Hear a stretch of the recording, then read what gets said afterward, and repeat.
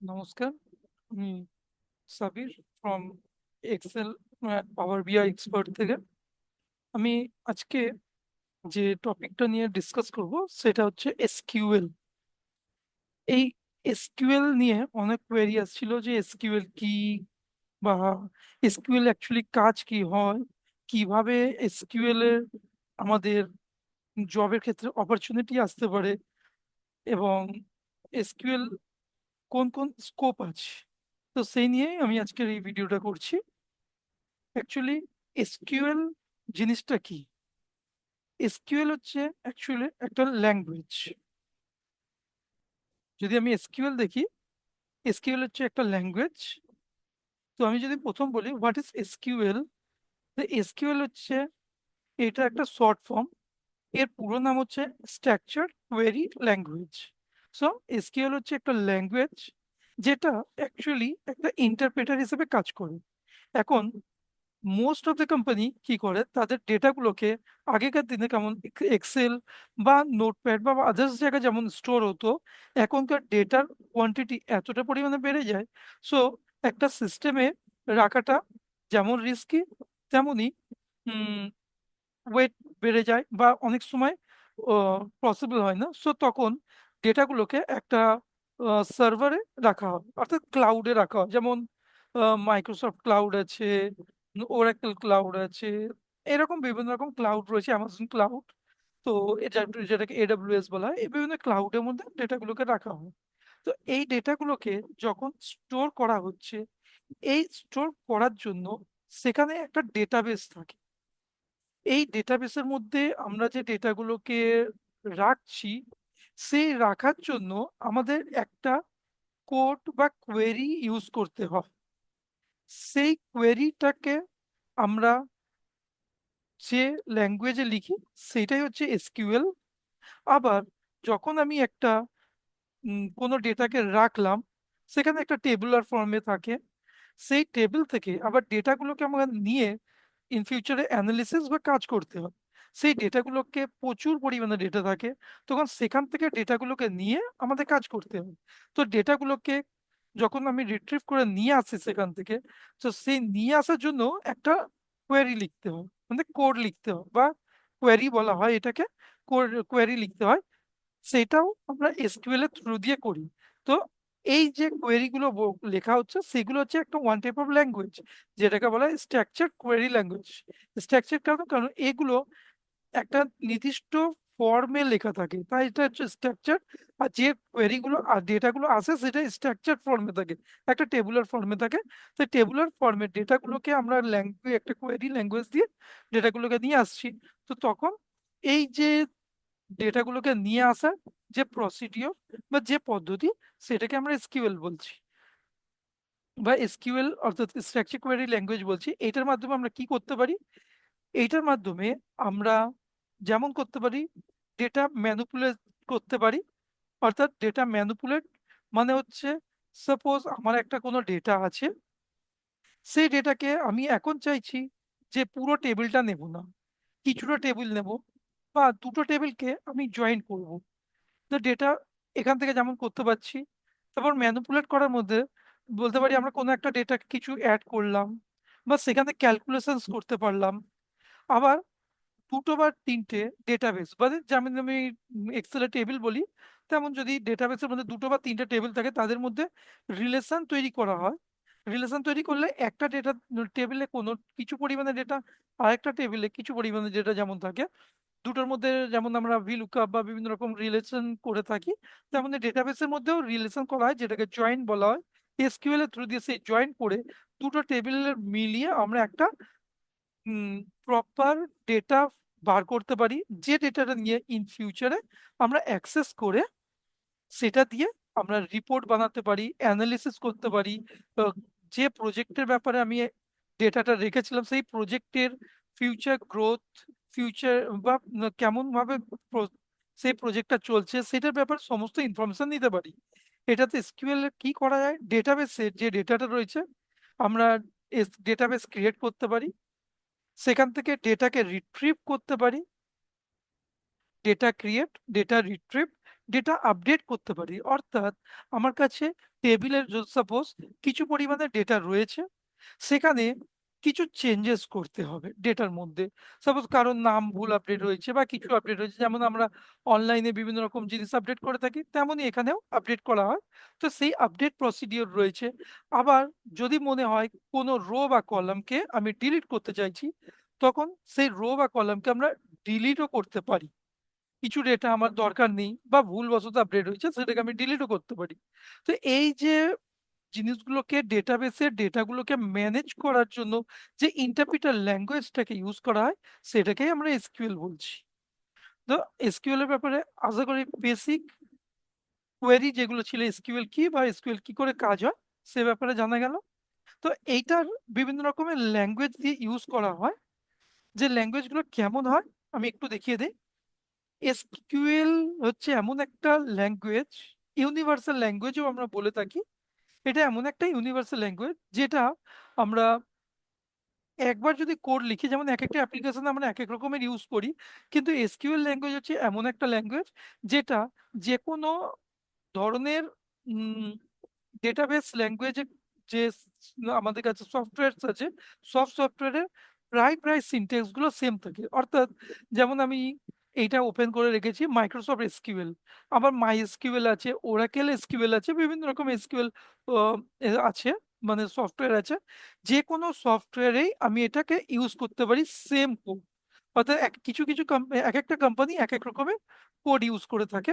So এক্ষেত্রে আমি বলবো যে একটা যদি কোড আমরা শিখি, আলাদা আলাদা করে কোনো শেখার দরকার নেই। শুধুমাত্র যে কোনো একটা প্ল্যাটফর্মের উপর আমি শিখে সেটা দিয়ে আমি সমস্ত রকম প্ল্যাটফর্মের কোয়েরি করতে পারবো। তো এইটাকে বলা হয় মাইক্রোসফট এসকিউএল সার্ভার ম্যানেজমেন্ট, যেখানে আমরা এই ডেটাগুলোকে নিয়ে আমরা কাজ করতে পারি। যেখানে আমাদের ডেটাবেস প্রথমে তৈরি করতে হয়। যদি আমাদের সার্ভারে ডেটাবেস থাকে, ম্যাক্সিমাম কোম্পানির সার্ভারে ডেটাবেস থাকে, সেই ডেটাবেসের মধ্যে কিছু টেবিল নতুন করে তৈরি করতে হলো, তখন এইভাবে যে পাশে দেখা যাচ্ছে এগুলো হচ্ছে এক একটা করে টেবিল। সেই টেবিল অলরেডি এক্সিস্টিং টেবিল থাকলে ওয়েল এন্ড গুড। আমাদের প্রয়োজন অনুযায়ী আমরা টেবিল এখানে নতুন করে ক্রিয়েট করতে পারি। আবার টেবিল থেকে কিছু পরিমাণে ডেটাকে আমরা নিয়ে আসতে পারি, বা আমরা চাইলে কোনো কোনো রোয়ের ডেটা যদি প্রয়োজন মনে হয় যে ভুল হয়েছে, সেটাকে ডিলিট করতে পারি বা আপডেটও করতে পারি এই কোয়েরি ল্যাঙ্গুয়েজের মাধ্যমে। একটা এক্সাম্পল দেখাই। যেমন হচ্ছে আমার একটা ডেটাবেসের মধ্যে, কোনো একটা কোম্পানির ডেটাবেসের মধ্যে কিছু ডেটা ছিল, যেমন আমাদের ডেস্কটপে বিভিন্ন এক্সেলের ফাইলের মধ্যে ডেটা থাকে, তেমনি একটা সাপোজ ডেটাবেস ক্রিয়েট করা আছে কোনো কোম্পানির। আমি একটা এক্সাম্পল নিলাম, অ্যাডভেঞ্চার ওয়ার্কবুক বলে একটা কোম্পানি আছে। অ্যাডভেঞ্চার ওয়ার্ক কোম্পানির ডেটার সার্ভারে রাখা আছে। সেখান থেকে আমাদের কিছু ডেটা সাপোজ নিয়ে আসতে হবে অ্যানালিসিস করার জন্য। এখানে বিভিন্ন রকমের টেবিল আলাদা আলাদা করে করা আছে। সেই টেবিল থেকে কোনো একটা টেবিল থেকে আমাদের ইনফরমেশন গুলো নিয়ে আসতে হবে, নিয়ে এসে সেটাকে অ্যানালিসিস করতে হবে। যেমন আমি একটা ছোট্ট এক্সাম্পল নিয়ে টেবিল নিলাম, যেমন জিওগ্রাফিক্যাল টেবিল একটা নিলাম। এই জিওগ্রাফিক্যাল টেবিলের ডেটাগুলোকে আমাকে নিয়ে আসতে হবে। এর জন্য একটা ছোট্ট কোয়েরি আছে, যেটা হচ্ছে সিলেক্ট কোয়েরি, মানে ডেটাগুলোকে সিলেক্ট করব। তারপরে এখানে একটা লিখতে হয় স্টার।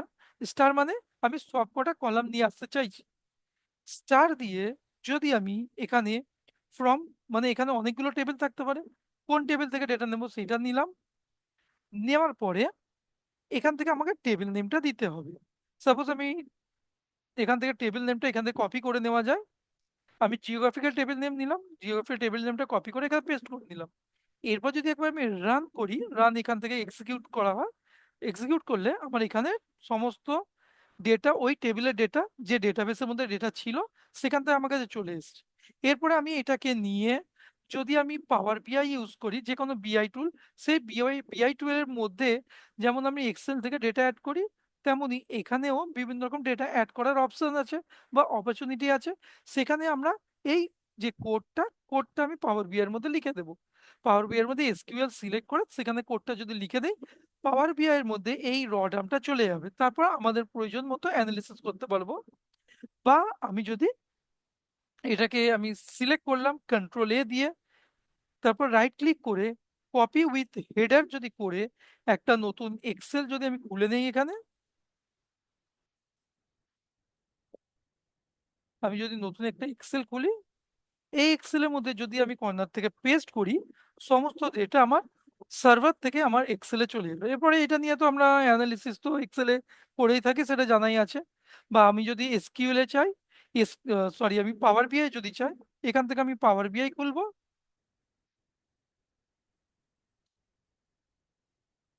একটা ব্ল্যাঙ্ক পাওয়ার বিআই খুললাম। ব্ল্যাঙ্ক পাওয়ার বিআই এর মধ্যে আমরা নিয়ে, এখানে আমি প্রথমে এই এসকিউএল সার্ভার সিলেক্ট করব। এসকিউএল সার্ভার সিলেক্ট করে নিয়ে এখান থেকে আমার ডেটাবেসের নামটা নিতে হয়। তো ডেটাবেসের নামটা কি? ডেটাবেসের নাম আমার এক একটা কোম্পানির নিজস্ব ডেটাবেস থাকে। যদি নিজস্ব ডেটাবেস না থাকে তো সেটা প্রবলেমেটিক, তাই না? কারণ হচ্ছে তাহলে তো বিভিন্ন যে কেউ যাকে যার ডেটাবেসের মধ্যে ঢুকে যেতে পারে। তো আমার একটা ডেস্কটপে ডেটাবেস তৈরি করা আছে, লোকাল ডেটাবেস। এটা কোম্পানির হলে এটা হয়ে যাবে একটা অ্যাকচুয়াল অ্যাকচুয়াল ডেটাবেস হবে। এটা আমার ডেস্কটপে ডেটাবেসটা তৈরি করা আছে, কিন্তু এটা অ্যাকচুয়াল ডেটাবেস কোম্পানির ক্লাউডের মধ্যে তৈরি করা থাকে। তো সেই ডেটাবেসের নাম দিতে হবে। এরপর এইখানে, সরি, সার্ভার নাম দিতে হবে। এক একটা সার্ভার থাকে, তো কোন সার্ভারের মধ্যে ডেটা রাখা আছে সেই সার্ভার নেম থাকে। বিভিন্ন কোম্পানির একটা ইন্ডিভিজুয়াল সার্ভার নেম থাকে, সেই সার্ভার নেম। আর সার্ভারের মধ্যে মাল্টিপল অফ ডেটাবেস থাকতে পারে। যেমন হতে পারে এইচআর এর ডেটা রাখা আছে এইচআর ডেটাবেসে, আবার ওয়ার্কফোর্স ম্যানেজমেন্টের ডেটা আছে ওয়ার্কফোর্স মধ্যে, প্রজেক্টের ডেটা আছে প্রজেক্ট ডেটাবেসের মধ্যে। তো যে ডেটাবেসের মধ্যে কাজ করছে সেই ডেটাবেসের নামটা এখানে দিতে হবে। সাপোজ আমি এখন যে আগে এক্সাম্পলটা দিলাম ডেটাবেস, এই যে অ্যাডভেঞ্চার ওয়ার্কস বলে যে ডেটাবেস আছে, এই ডেটাবেসের মধ্যে থেকে আমি ডেটাগুলোকে নেব। এরপর এই অ্যাডভান্স অপশনের মধ্যে গিয়ে আমাকে এখন এই কোয়েরিটা লিখে দিতে হবে। জাস্ট এই কোয়েরিটা লিখি। কোয়েরিটা লিখে যদি আমি ওকে করে দিই, এইভাবে আমার ডেটাটা চলে এলো পাওয়ার বিআই এর মধ্যে। এরপর যারা পাওয়ার বিআই শিখেছে তারা নিজেরাই জানে, এই ডেটাটা যখন কোয়েরি নিয়ে চলে আসে আমরা পাওয়ার বিআই এর মধ্যে সমস্ত রকমের অ্যানালিসিস করতে পারি। ঠিক আছে? তো এইভাবে আমরা এসকিউএল, এখানে আমি তাহলে শর্টে যদি বলি, এসকিউএল কি জানলাম, এসকিউএল এর ফুল ফর্ম জানলাম, এসকিউএল কি কাজ করে জানলাম, এসকিউএল দিয়ে কি করে কাজ করা হয় সেটা জানলাম। আর এসকিউএল এ আমরা এক্সেলে ডেটাকে কিভাবে নেব আর সেটা অ্যানালিসিস করবো কি করে করব, আর আমি পাওয়ার বিআই এর মধ্যে কিভাবে নেব আর কিভাবে অ্যানালিসিস করব, সেগুলো সমস্ত ইনফরমেশন দিয়েছি। আশা করছি এটার পুরো ডিটেলসটাই পুরোটাই জানা গেল।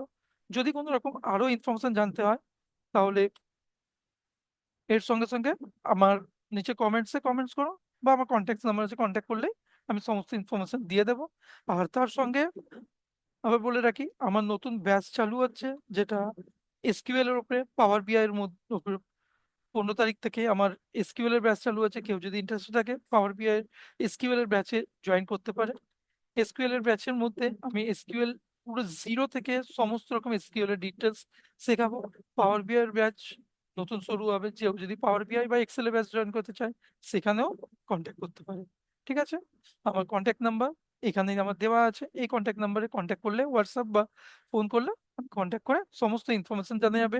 ডেমো ক্লাসের জন্য কন্ট্যাক্ট করতে পারে, ডেমো ক্লাস নিয়ে দেখতে পারে। ডেমো ক্লাসের জন্য কোনো রেজিস্ট্রেশন নেই, সেখানে ডেমো ক্লাস নিয়ে যদি স্যাটিসফাই না, জয়েন করে অবভিয়াসলি করতে পারো। সেখানে আমি সমস্ত রকমের ডিটেলস আছে, এখানে ডিটেলস দেখে নাও, এই জিনিসগুলো আমি অ্যাভেলেবেল থাকবে। ঠিক আছে? ওকে, তাহলে স্টপ করলাম। বাই, ভালো থাকবে।